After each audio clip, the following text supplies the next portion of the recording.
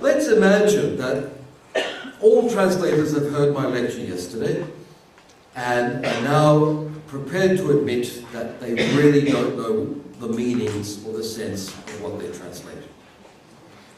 You're going to confess to each other within the kitchen of our workspace that we're not really sure. Don't tell the readers, don't tell the clients, don't tell the audience, don't tell anybody using your software that you have doubts. But just between us, there are doubts. And I asked yesterday, how do you live with it? How do you deal with it? And there are many ways. If you go back now and look at the theories I've been talking about, we can start to see them as ways of dealing with indeterminacy. Okay? One way, which is obvious to all, is pretending you're very professional. Now, I'm not joking. Years ago, when the internet was just being used professionally, I would always make a point of delivering my final translation to the client in person. I put on it. This is where I learned the virtues of a suit and tie. You know the product's bad, you know there are doubts, but if you look confident and you look good, people will believe you. Okay, and that works for interpreters as well, even though they're hidden back behind the booth. When the client sees them, if they look like they're professional, their work is likely to be trusted. Do not tell the client that your work cannot be trusted because you're full of doubts.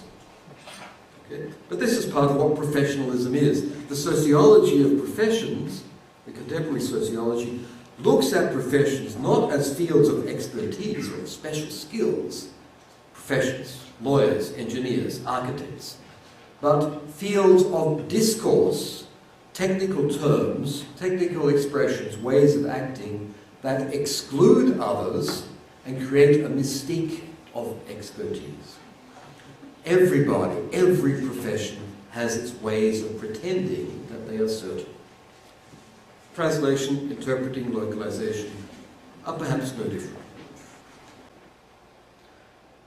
The final way of dealing with indeterminacy that I mentioned in passing yesterday is codification, making everything into a rule, control.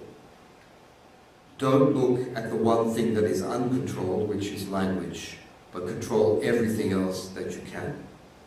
So this is the way the localization paradigm has developed and has come into translation. And its basic proposition is that in order to do a translation, you go through a whole lot of steps. It's like that Guadec model I showed you. With the pre-translation, you get the text, you decompose it, you check it, where everything is controlled in a workflow process such that translation is a very small, unimportant moment. I remember criticizing one of the localization theorists many years ago, quite an important man actually, and he had this brilliant workflow model, and he had to translate, and he had to be careful. Some languages have different syntax. The whole of Chomsky sort of fits into this little warning. The whole of linguistics is there. But it was the least important thing for him. The important thing was getting a job done and getting paid and getting it checked by everybody. And this little linguistic thing, translators will sort that out. It's a huge thing that the localization paradigm tends to reduce. And perhaps, just perhaps, allows equivalence to return. Okay, I want to frame localization. It's a term that's come to us in the era of globalization, and it's not a mistake. If I'm asking myself, why a new term? Why localization? Why didn't it happen in the 19th, 18th, 17th century? Why can't I find a term like localization in the thought of prior centuries? The reason would have to be globalization. Globalization in the crude sense of marketing a product to many different cultures in many different languages. Do you know where this phrase comes from? All that is solid melts into air. It's a beautiful phrase. Zen philosophy? Zen could be Zen philosophy if that's your aim, to melt into it. It's also, well, let's continue with it. All that is holy is profaned. The need of a constantly expanding market for its products. Microsoft selling all over the world. Miss selling all over the world, getting you to come here for more. Chasers are the bourgeoisie, the merchant class. Over the entire surface of the globe, it must nestle everywhere, settle everywhere, establish connections everywhere. Microsoft is everywhere. The bourgeoisie has, through its exploitation of the world market, given a cosmopolitan character to the production and consumption in every country. That would be a fair description, I think, of globalization. Okay, that we are no longer working, the economies are not functioning on a national level in any closed way.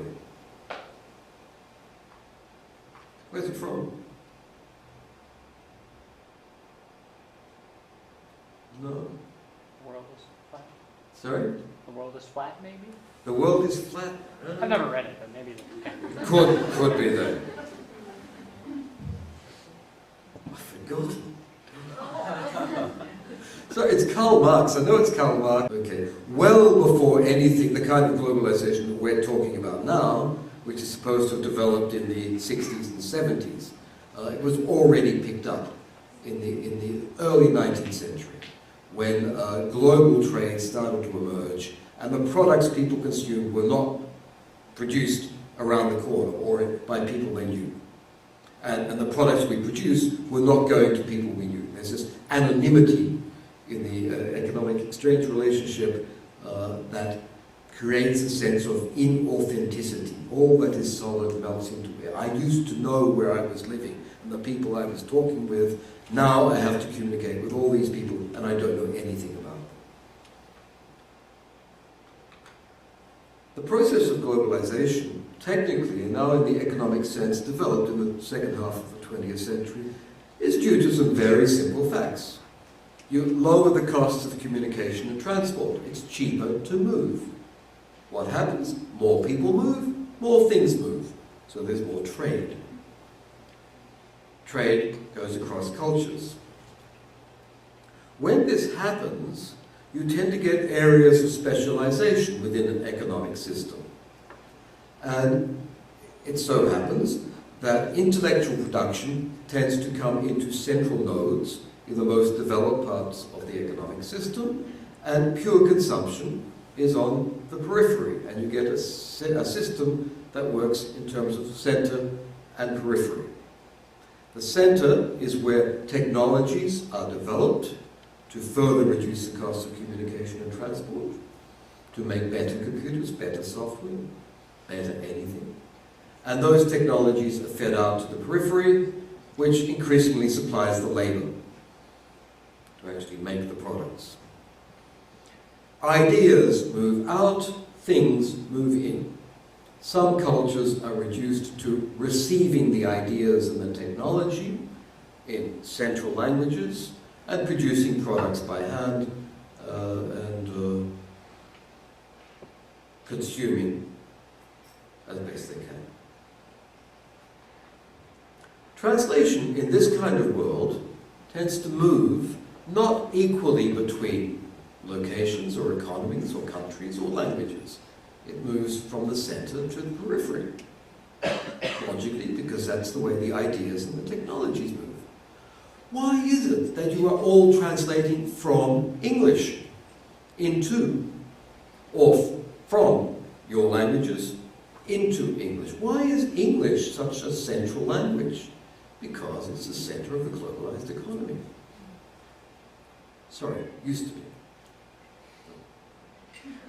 You will test this. In the second hour, you will test this idea. But the theory is that translation enters into this mode of globalization as something that moves predominantly from center to periphery and much less from periphery to center.